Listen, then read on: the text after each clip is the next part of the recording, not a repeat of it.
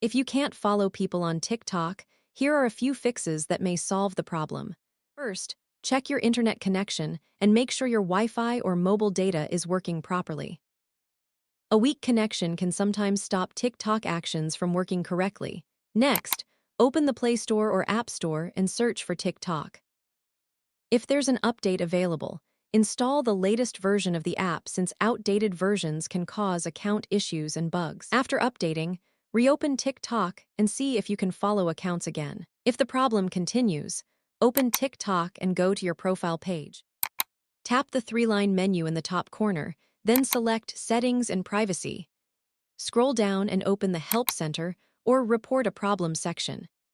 Then tap Need More Help. You'll see a text box where you can contact TikTok support. Explain that you're unable to follow people and that the follow feature is not working on your account.